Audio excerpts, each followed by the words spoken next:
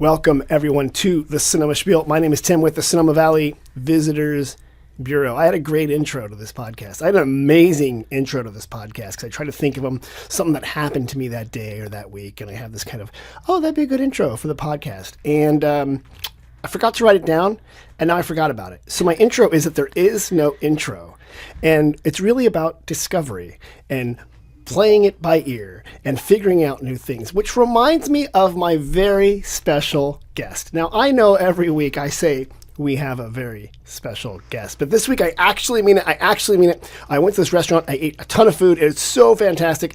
I've referenced it before. My very special guest, Cristina Topham, Spread Kitchen. How are you? Good, thank you. Do you remember what my intro was going to be? No, but it's a reminder to write things down. You should probably write things down. I should write it on my hand. Totally. And then put a Post-it note on the other side. Yeah. And then pin it to a wall. Yeah. What I do, I don't know how you do stuff. I often will talk notes into my phone. But then sometimes when I'm in my car, I'd have to yell at Siri to take a note.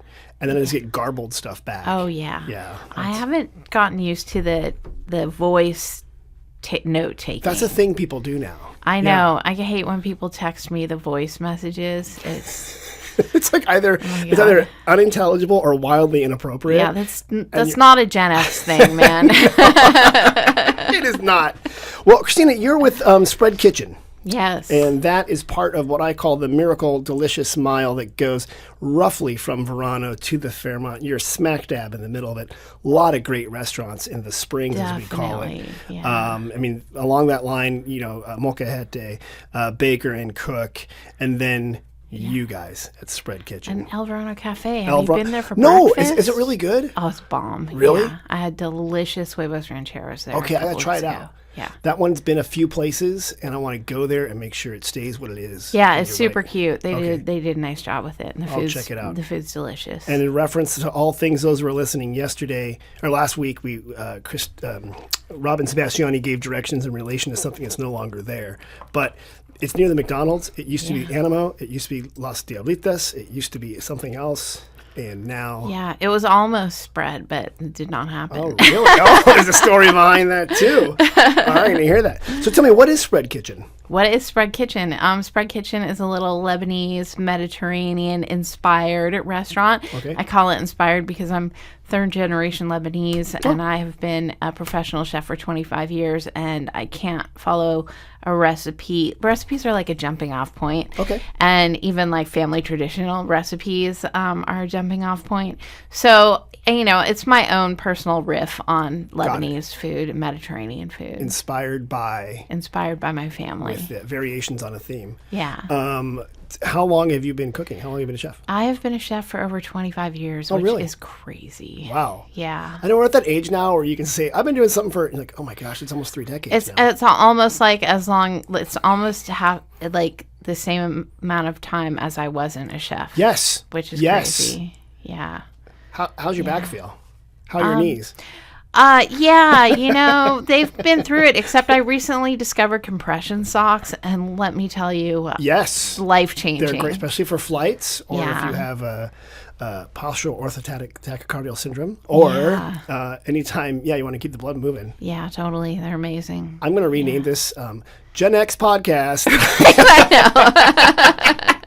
Yeah, well, let's not even talk about the knees, man. All right, so you've been chefing it for 25 years. Was your family in the food business? No, not at all. And actually, like when I started cooking professionally, my father was not thrilled because I actually worked in technology. I was a computer programmer.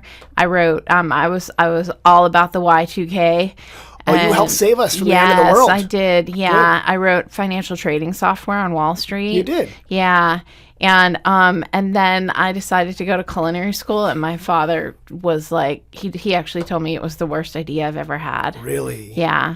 And then I quit my Wall Street tech job after I graduated because I went to culinary school at night. I worked on a trading floor during the day. So you're back in New York at culinary school? Yeah. Okay. And I worked on a trading floor during the day. And when I graduated culinary school, I quit my job and went to France to do my internship. And my father was totally, I mean, he didn't pay for my education. Right. I fortunately working on Wall Street, I could fund it myself. Money, right? Absolutely. But he was not thrilled by that idea really? at all. Yeah, we had a few. We had a few battles over deeply heated discussions. You're an adult, though. You're an adult. Yes. Wait, he's come around. When you were trading this, so you weren't on the floor putting your hands up and going like one. No, I was writing software to help institutional investors do like package trading. Okay. Yeah. So you were not early on, but computer trading's been around a long time. Yeah, it was a little more like what was that? It was a little more like Wolf of Wall Street than a trading floor. It was more like desks in a big open area. Got it. Yeah. Typing. It wasn't like the boiler room where you were calling people and being like, "This is gonna go up. You got to buy." I was just on the tech side, so I like ran a lot of reports, and we used to actually have to write like tools to go out to the internet to grab data because it wasn't readily available like it is. And today. That's why we know our backs hurt. Because like back then, you had to go to internet. Right. Internet wasn't everywhere. Right. Are you from New York? Is that where you grew up? No, but so I'm third. Like I mentioned, I'm third generation Lebanese, and my grandmother's family settled in New York, and my grandfather's family settled in Los Angeles. Okay. And the families knew each other from the old country. My grandparents had an arranged marriage. From the old country. But I have a ton of family in New York, so I had always wanted to live in New York since I was a kid. I thought I'd become a fashion designer and join a street gang. Wait, were you? But as you do. As one does. We're gonna rumble, or are we gonna hem this thing? What are we gonna do? Right. Wait, so you were living in L.A. No, actually, when my parents got married, they moved to Northern California. So I was raised in Burlingame, just south of the airport. Okay. Yeah. Well, Burlingame International Airport, it's famous. Yeah. Also known as SFO. Right. Yeah. Yes. But you guys have nice weather there. It's always cool year round. Yeah. Slightly foggy in the summer. Yeah. But I didn't really care for Burlingame. No. It's a little suburban. I'm trying to talk it up, okay? I'm trying to do my best. There's good Filipino food. Oh, there's really good food down there now. So yeah, when I want to get my fix when I'm landing or coming back, it's not many options up here. Yeah. Burlingame has it, and South City. So, when I was a kid, my folks used to go to sushi on Burlingame Avenue, and they'd give me $5 to go to Burger King. So. And that developed your palate. Totally. So you did culinary school probably at Greystone? No, I went to the French Culinary Institute in Manhattan. Oh, okay. You were there doing French stuff. Okay. Yeah. And then that's why you went on to France to do your... Yeah. Okay. And did you learn classic French? I did. And actually, Jacques Pepin was one of my instructors. That's how old I am. I'm dating myself. Wait, he wasn't just a TV guy? He was actually a chef? No, he was actually an instructor. He was one of the founders of the French Culinary Institute. Okay. Yeah. What kind of stuff do you learn to cook in a French Culinary Institute? We learned to cook really traditional French cooking. Like, think of like bistro food. So like, oh gosh, now I have like to sauces think. and the sauces and like Chateaubriand. all the mother sauces, right. Bechamel, like stocks, bechamel, the Espanol. Okay. Yeah, blah blah. Yeah. I know I'm going way back. I'm going way back. See if you earn your toque. When you were learning that, your goal at the time was, I'm going to go work at a fancy French restaurant? I didn't really know what I was going to do, but I wanted to not be in the computer industry anymore. Okay.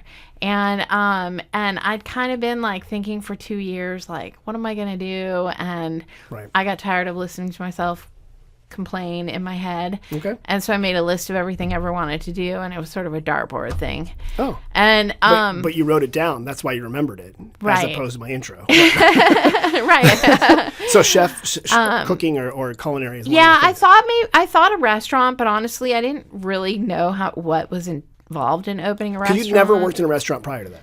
Like in college or high school? No, I did catering. Okay. I did some catering. So you had a taste for I worked for a caterer growing up. Okay. Like family friend. That was like private chef / caterer. For Burlingame's finest. Yes, for Hillsborough. So yeah, and when I graduated culinary school, they tell you you're a chef, and then I got into my first restaurant kitchen and got my butt handed to me. Okay, so let's get to that. Yeah. Yeah. The Bear. Everyone talked about the show. Right. And that's a pretty stressful feeling of that show. Yeah. For those who don't know, it's a Chicago a story of a family. The brother who went to fancy restaurant comes back to save the family restaurant. It was a disaster. Then the next season, I don't know if you watched it or not. I've watched the first 2 seasons. Okay, and I'm going to ask you, because you're a chef, this is interesting, that then, he tries to open a higher end one. I've worked in kitchens through college and after college and stuff like that.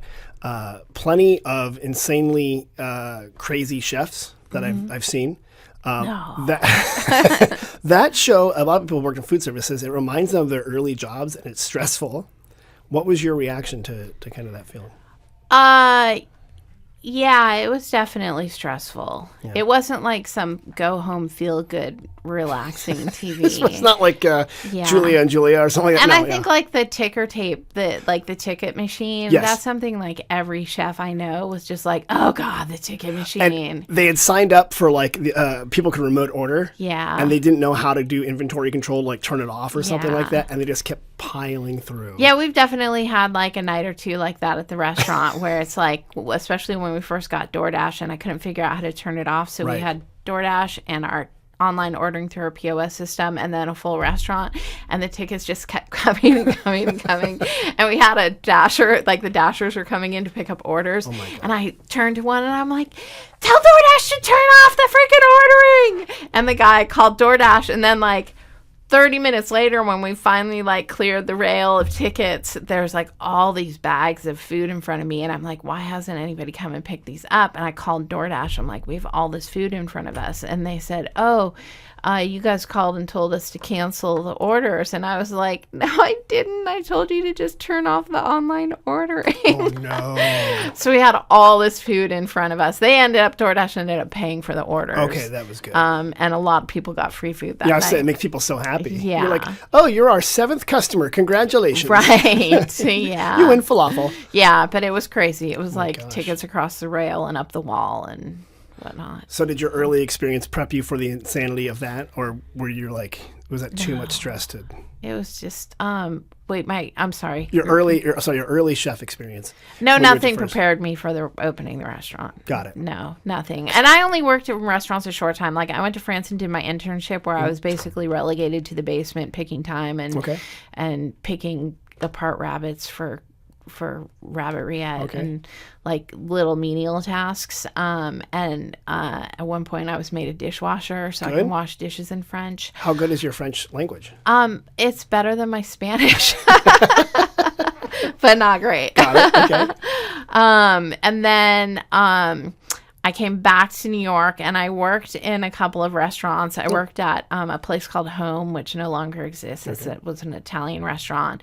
And that was pretty intense. It was like a very male-dominated kitchen. The macho kitchen. Yeah, my first day, some guy walks up and picks up my knife, stabs it into the cutting board, and sharpens his knife against my blade.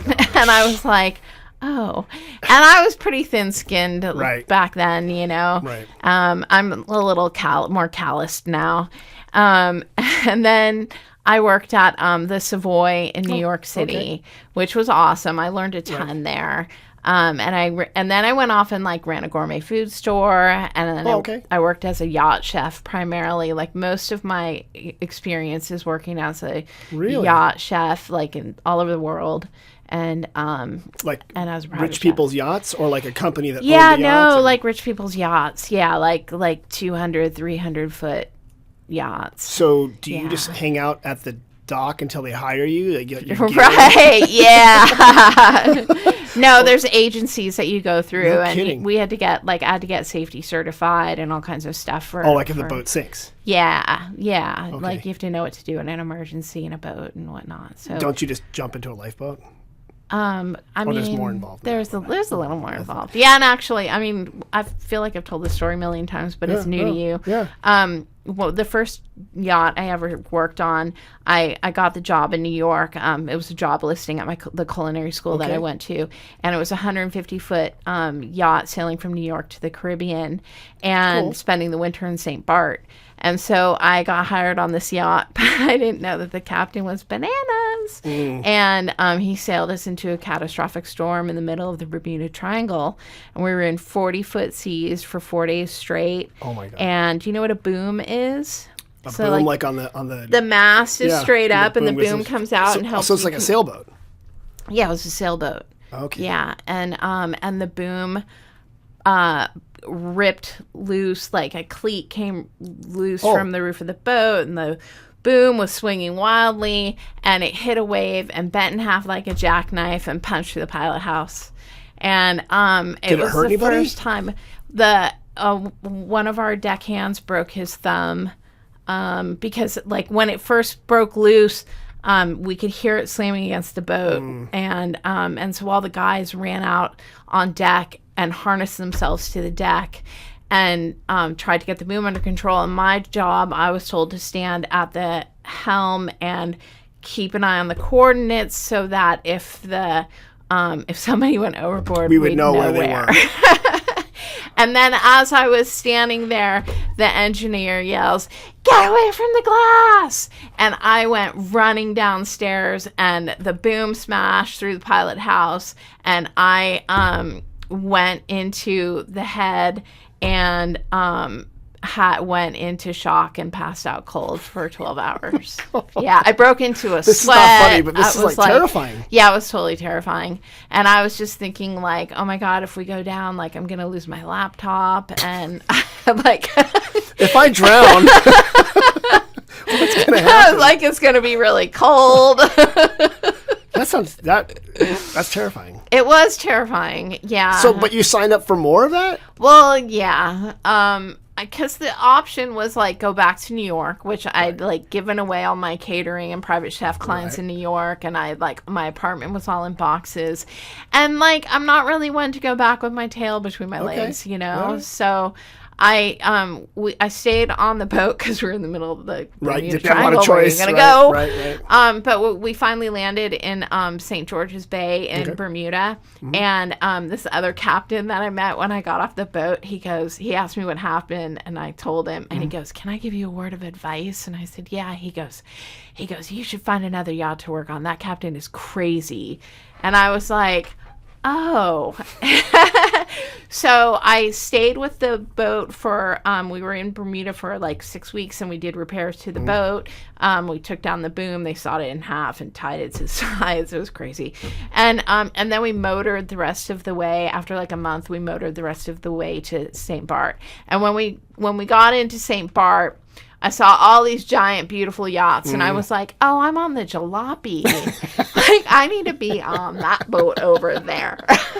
So did you like throw everything in your rucksack and like run down the gangplank? And, like, so long, Yeah, it was suckers. actually a little I'm more outta here. dramatic than that. Yeah, I had a really big fight with the captain. Oh my gosh. Because he was just a terrible person. Okay. And We've all had bad bosses, so it's good that you yeah. learn from them. So we had a big disagreement one on New Year's morning in St. Bart, and we were at an anchor, which I didn't learn until later was because we weren't allowed on the dock because the boat wasn't insured, and and so we were at an anchor. I got in a very loud argument with the captain. For real. Yeah, and I told him that he needed to pay me and give me my passport and take me to shore. Oh, he had your passport. And he tried to not pay me what he owed me, and I got very irate and loud, and he eventually paid me.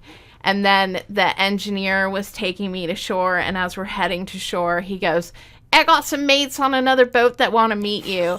And so we cruise over to this catamaran, and there's a couple on the back, a captain and his wife, she's a chef, and they had a bottle of champagne and 4 champagne glasses, and they go, we want to toast the chick who finally told Dominic to piss off, because everybody says they're going to, and nobody ever does. And they let me stay on their boat, and they snuck me onto another larger island past immigration and hooked me up with a yachty flop house for yacht crew. Okay. And at the time, there was a real shortage of professionally trained chefs in the industry, and so they I had a job. I had another job. You with can them. find job to find job to find job. Yeah. Yachty Flophouse, by the way. I think it should be the name of a beer. That'd be a great. Right, The Yachty totally. Flophouse. Or a bar. Or a bar, yeah. So how long were you yachting around? So like 8 years off and on with some stints on land in between. Wow. Yeah. Where kind of places did you go to? Before I came here, I split my time between the south of France and Los Angeles. So I was in Antibes. Wait. So you would take boats between the two, or would you fly? I'd fly. Okay. And the family I worked for had a yacht in Europe, and so we sailed the Croatian coast. I mean the Dalmatian coast. Get some Zinfandel. Did a bunch of Italy. Wow. Yeah, it was awesome and crazy at the same time. And then LA, they have another boat there, or would you go to No, LA? no, they had a big estate in LA. It. And then they put a boat on land and they call it a mansion. Yes. Yeah. Smart. And then I did a stint on land in Sweden for a family in Stockholm. Whoa. And then I did a lot of time in Mexico on the Sea of Cortez for a family. I've done the whole sailed the whole west coast of the United States and Canada. And a lot of the Bahamas, tons of the Bahamas and the Caribbean. You've seen a lot. Yeah. Do you have This was before Facebook, though, so I don't have proof. No one knows that it happened. If I had to say, pick 3 of your favorite spots when you were yacht life in it. Oh my gosh, that would be like picking my favorite child. I mean, I don't have children, so it'd be my favorite cat, really. But whichever one did not just vomit on you. Yeah. Oh gosh, okay, Antibes for sure. Like I could live in Antibes. Okay. And while it wasn't on the yachts, I would say Sweden. Sweden is freaking amazing. The people are wonderful. The food is awesome. It's really just so cool on so many levels. And Mexico, Sea of Cortez was awesome. Oh, it's so beautiful. Yeah, and the people are wonderful, and it was awesome. And let's not forget that supposedly fish tacos started. Supposedly, and I think it's true. It tracks the culture of tacos, and there's fish, and we can put them together. Well, it's funny that you say that because I was on this yacht, and the first time I went, we stopped. We had a stop in Cabo San Lucas, and I'd never been before, and I got off the boat, and I was looking for kind of the hidden places to shop because everybody there, especially the yachties, they go to Walmart.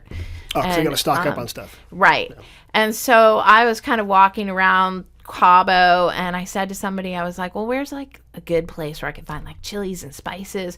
And they were like, oh, go up this street, make a left, turn right, make another left, turn right, and you'll see this place. It looks like a toy store with lots of piñatas and toys in the front, but go in the back. And I was like, okay. So I followed their directions. I found this place. It totally looked like a toy store. But then when you go through the toy store to the back, there were just bins of every kind of chili you could imagine and all this stuff. And then so I bought a bunch of stuff, and then I was like, well, where can I get some good tacos? And the guy was like, oh, the fish tacos across the street. So I go to this place, and it's a little tiny corner place, and there was it was nothing to look at, and I was like, can I get some fish tacos? And the woman hands me a plate with a couple tortillas and some pieces of fish on it, and I was like, wah, wah. Oh. But then she reaches under the counter and she starts pulling out bowl after bowl after bowl after bowl of all different kinds of toppings and salsas, and it was I hit the jackpot. It was awesome. That was the spot. You thought you just had fried fish on a tortilla. Right. Thanks. This is great. Yeah. All right, you mentioned spices. I want to bring this up because now we're going to flash forward or dock on the Sonoma Creek here to go to Spread Kitchen. Your spot, Lebanese-inspired Lebanese food. What stands out is there are great spice flavors in there. Yeah. And, is that just because Lebanese food is that way, or just you like spices, or what's going on? So it's a mix of both. Lebanese food is freaking awesome. Yeah. It's got really bright flavors, which is really nice, really fresh, and some spices. But also, I love spices. And when I lived in New York City, I did an internship at an Indian restaurant called Devi in Union Square.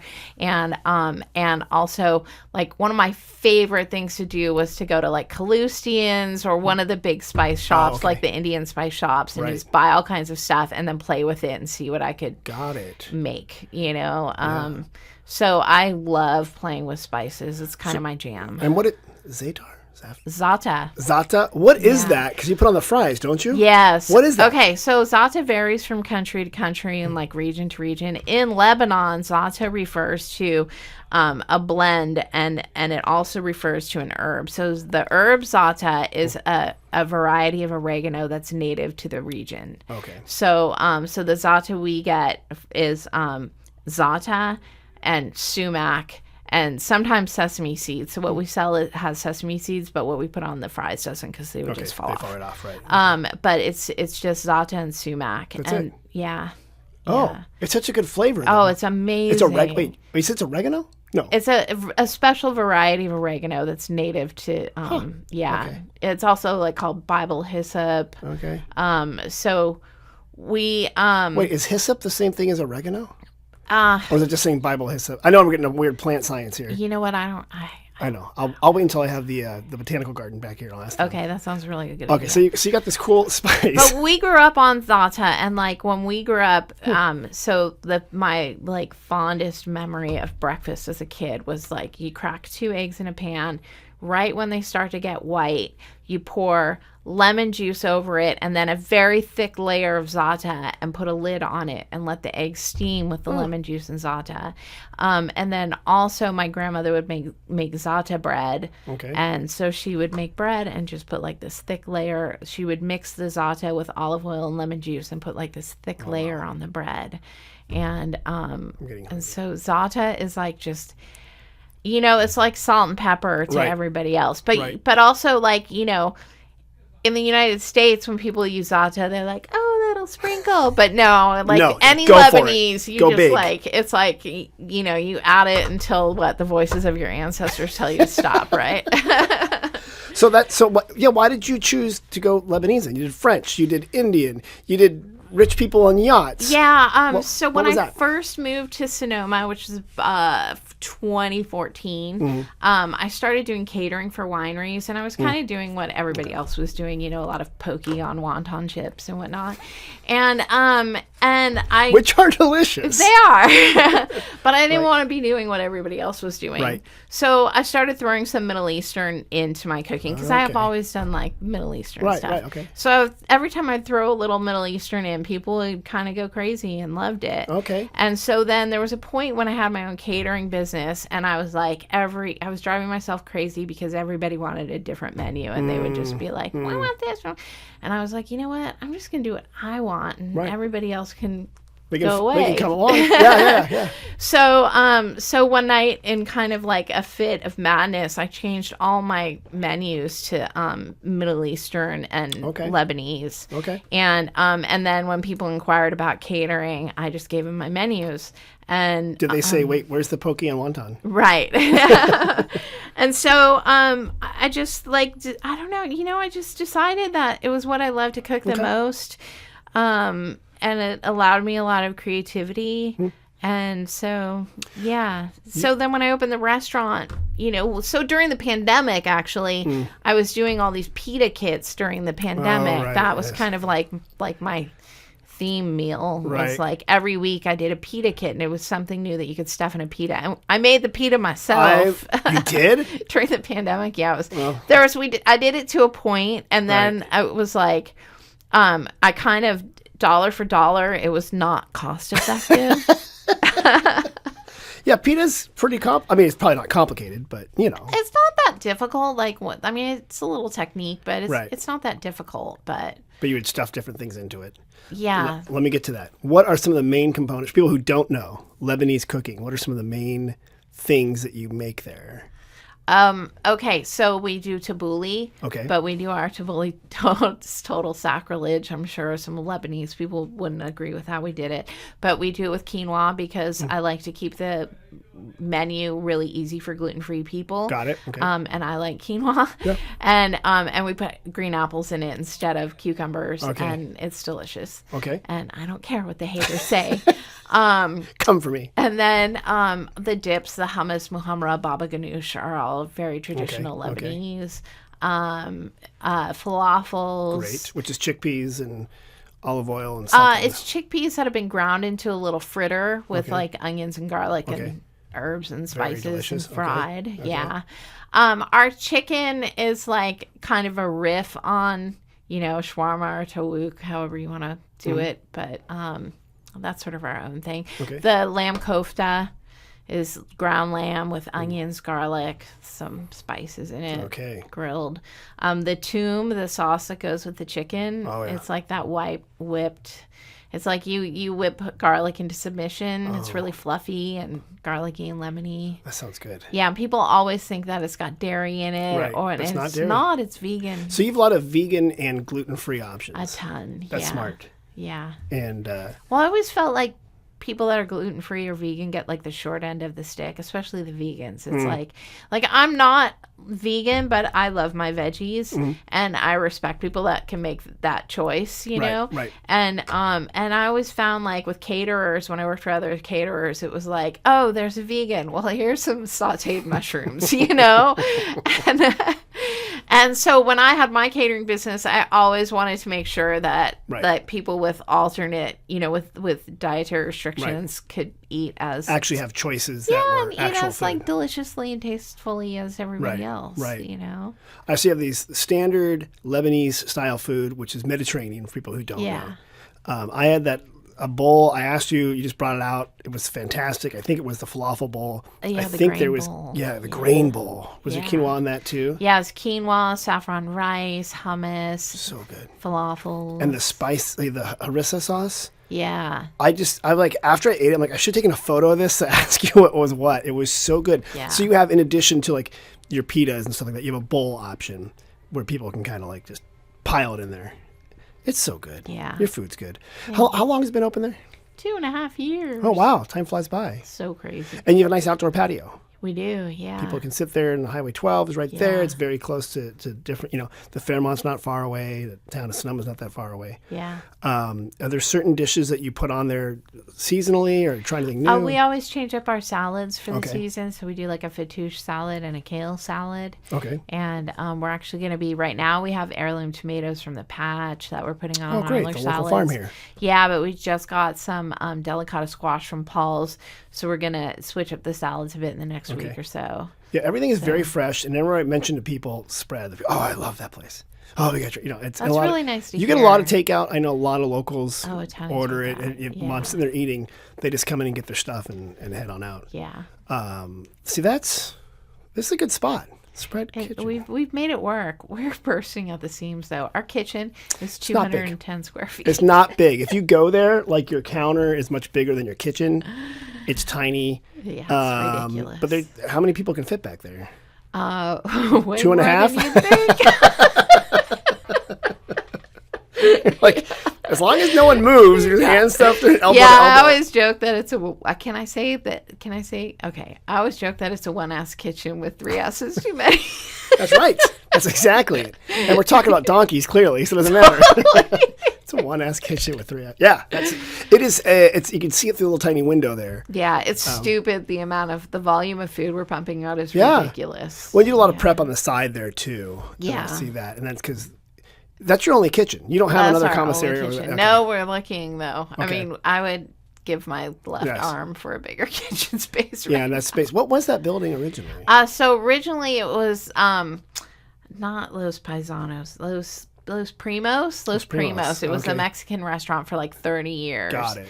And then apparently you can buy drugs there too. Such a deal.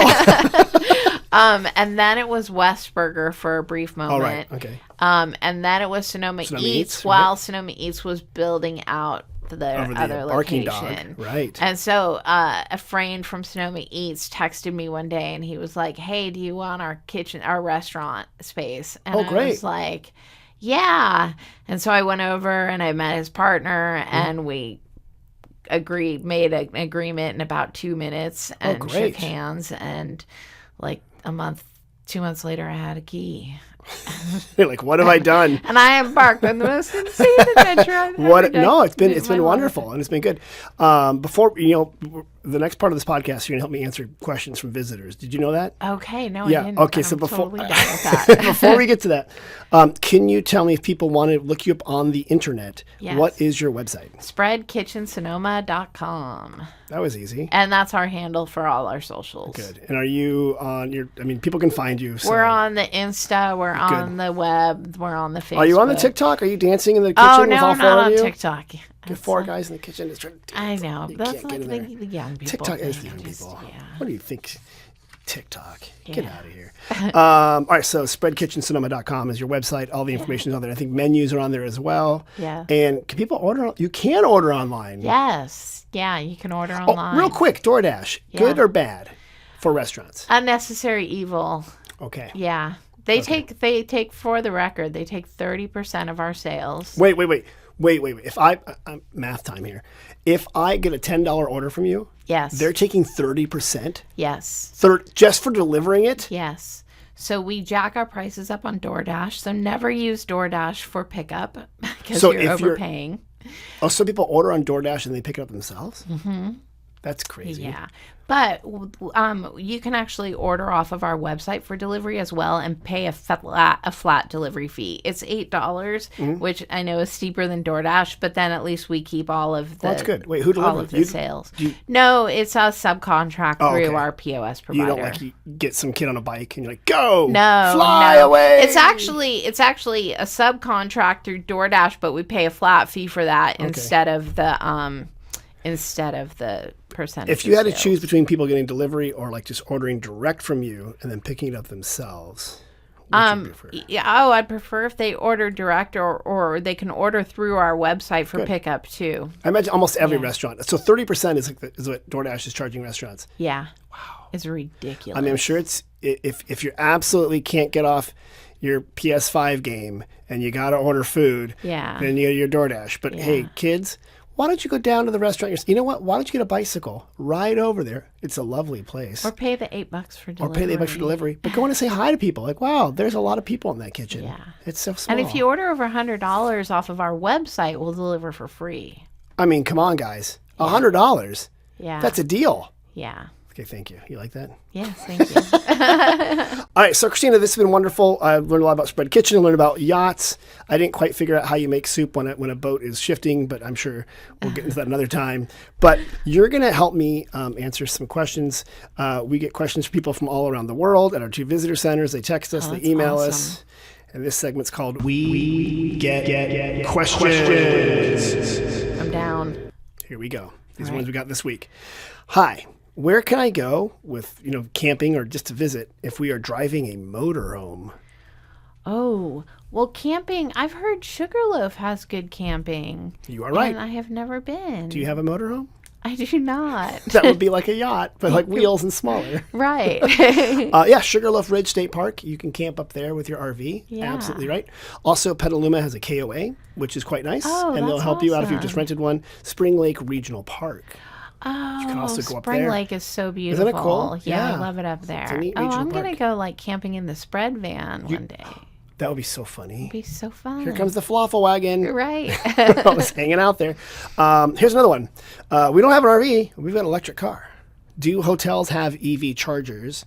And where are some EV chargers in Sonoma? There's EV chargers at the Sonoma Community Center. I'm going to cut that for an ad. I love that. Yeah, you're absolutely right. Sonoma Community Center has EV chargers. Do you have an Yeah. electric car? Do you drive an EV? No. Okay, but you just know that? I just know that. Why, do you go to the pottery classes? Or how do you know No, I mean, I go to the community center for like all kinds of things. Okay. And I just noticed when they were put in. And I have friends that have electric cars that that can't plug in at their house. So they've gone there, or they can't plug in at my house when they come to visit me. So they park there. Smart. You're right. So Sonoma Community Center has EV chargers.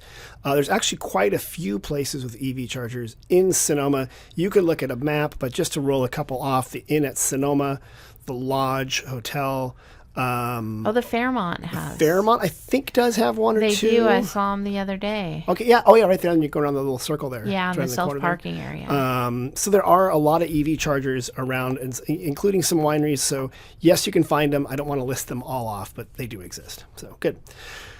Here's one. Someone from Missouri. Why is Sonoma Valley called Valley of the Moon? I do not know the answer to that. Oh my God, I'm so embarrassed. No, it's okay. You didn't grow up here. So this is like many stories might not be true. Like there's a lot of different stories, right? One supposedly is that, some people say, oh, the Native American term for Sonoma meant something Valley of the Moon, whether that was the Pomo or the Patwin or the Miwok. Who knows? It doesn't. Maybe. Some people say it's because the valley is in a crescent shape, right? So if you look at it on a map from space, north to south, it does make a crescent shape around. So there might be it. Other Next people. time I go to space, I'll have to. Next time you're up there. Some people also say the way the hills are, as the moon rises and transits across the sky, it looks like it's rising and setting a few times because it kind of hides behind the hills or something like that.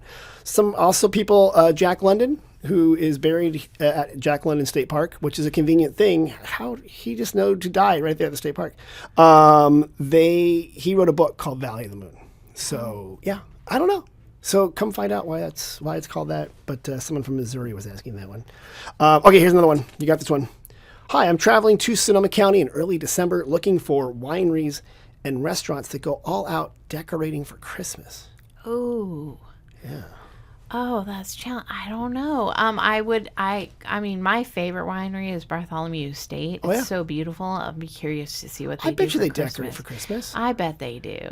I know, like, Ledson goes crazy with their beautiful staircase, and it's all done. It looks like a Titanic staircase. They do a big thing for Ramsgate does a big thing down there. Yeah. Almost every winery puts on really good decorations. The Fairmont has great decorations for Christmas. The Fairmont Sonoma Mission Inn, which is right near your restaurant. Yeah. So almost every restaurant has that, but there's a couple that really go all out. Yeah. Also, I should say the plaza. We light up the plaza. Yeah, So the plaza goes all out. I mean, what you should really do is go to Spread Kitchen and get some food. Don't DoorDash it. Go pick it up and have a picnic. And we'll have decorations Oh, you will? up for Christmas. Okay, Yeah. good. See, in like the little tiny space there, you're like, The little tiny space. Yeah, last year we hung like stockings for all of our staff. Oh, nice. See? And we put up, shiny stuff and people get baubles. into it. Good, yeah. You can put in like 2.5 nutcrackers. Yeah, we can't fit a Christmas tree in there unless we hang it from the ceiling. Christmas bush upside down. You know this one then. I think you do. What does Sonoma offer for the arts, like for the arts traveler? Oh, okay. So I think the most missed thing is the DeRosa Preserve. Oh, DeRosa Preserve is freaking amazing. Tell me about it. What is it? Nobody knows about it. So it used to be Rene DeRosa's home, and he was a winemaker, grape grower, and incredible art collector. And it holds the largest modern art collection in North America of North American artists. Oh, really? Yeah. I knew it was big. I didn't know it was that big. It's ridiculous. It's so incredible, and it's evolved over the years. Now it's like a little more like corporate-y museum now, because I remember going like 20 years ago when you could actually walk through Renee's house. Oh. And Yet now you. now it's a little more formal, Yeah. but it is still just fabulous and mind-blowing. And now they do like a whole rotation of different artists. Right, they have people bring in their amazingly like huge sculptures, and they have all sorts of different things. Right? Yeah, and it's just I feel like for people that are really into the arts, it's it's completely missed. But then the other big one is Dunham Estate. Dunham has, speaking of big sculptures. Yeah, I've done some catering out there, and it is bananas. I can't afford their wine. Yeah, and that's like these amazing things in the hills or among the vines. Sculptures are mind-boggling. Yeah. I mean, where can you go outside of Paris to see an IMP piece? Right you there. know, I mean, just outside of Paris or outside of Sonoma. Yeah. Your two choices. Yeah, I mean, Sonoma all the way. You mentioned the community center. Yeah. If you are into people who make art here, yes, and a lot of different art galleries, they actually have a really good ceramics program. Yeah. And then I was thinking everything from, like, we have Ballet Folklorico Quetzalen, which if you like Mexican folkloric dance, they have a great dance troupe. They do a lot of performances there. Then we have the Sonoma Valley Museum of Art, of course. Yeah. And then the film festival. Yeah. And then our patio at Spread. We feature some local artists. We have Les and Julie that do incredible metal art that have filled up the patio with artwork. And then I have Nancy Barku, who is a ceramicist from the Sonoma Community Center that has artwork out there. Out in your patio? Yeah, and it's all for sale. Okay. Yeah. So you mean I can get the fries and the a side of ball? art. Yeah. I never knew that. Really? Oh my gosh! I can't believe have you actually been to on our patio? Oh my god! I have, but I don't know why. I was eating this bowl of food, and I was just no. But you're right. Okay, so we should talk about more about that. Like when you change over artists, we could do a press release for you. Well, Julie and Les have a significant sway over the patio because I bought a couple pieces of artwork for the patio when I first opened, and I had seen their artwork, like it came up on Facebook or something. Right. And then I met them, and we kind of became fast friends, and they were like, hey, can we put some artwork on your patio? And I was like, you can do anything you want. And they filled it with artwork. Oh, nice. Yeah. So it's just it's full been of art. Wonderful. Yeah. And Nancy Barku asked if she could show some stuff. And so we've sold a lot of her work, which has been really nice. Her ceramic work. And I would You're like a gallery. Yeah, I would happily put other artists out there. It's just that these are the two that approached me. So they kind of got the space. And you never know until you ask. Right. I would love it if more restaurants and wineries partnered with local artists and kind of like became galleries / museum kind of things. Because, there's a lot of space, even if it's performing arts. Yeah. We've talked about we have a lot of good musicians here. They could just set up and play. But yeah, you answered that question correctly too.